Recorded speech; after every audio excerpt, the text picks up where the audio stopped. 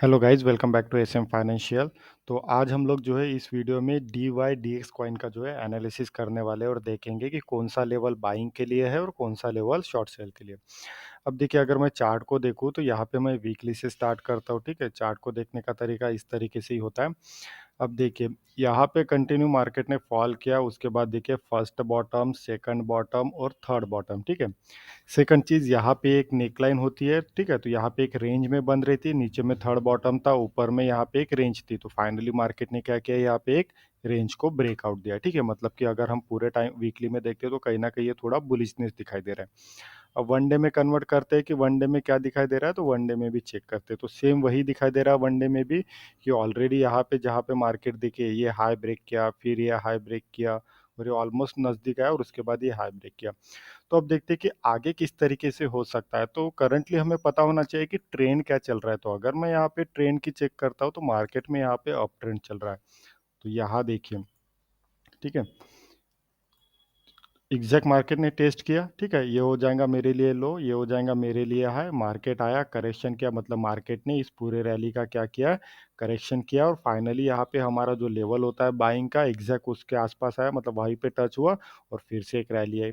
ठीक है, अब उसके बाद देखिए कि यहाँ टेस्ट करने के बाद मार्केट ने क्या किया, कंसिस्टेंसी रैली दिया। इसका मतलब क्या होगा कि मार्केट अब क्या करेंगे, कहीं ना कहीं यहाँ पे इस पूरे रैली का एक क्या दे सकता है, पहले एक करेक्शन दे सकता है और उसके बाद ही मार्केट क्या कर सकता है, नई रैली को स्टार्ट कर सकता है। क्यों?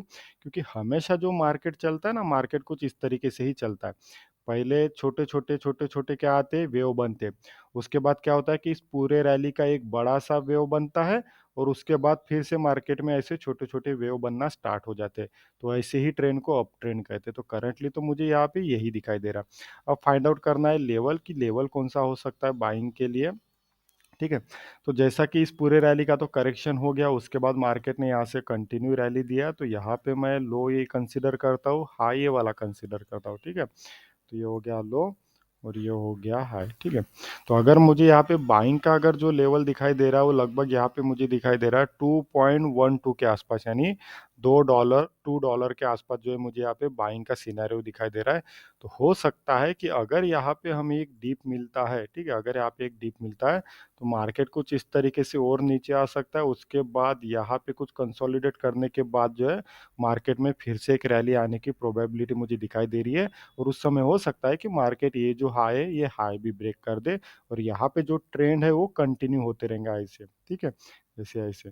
ठीक है, तो इस तरीके से जो है ट्रेंड कंटिन्यू हो सकता है। तो यहाँ पे अगर इस लेवल के आसपास आता है, $2.1 के आसपास आता है, तो ये बढ़िया मौका रहेगा बाय करने के लिए। क्यों?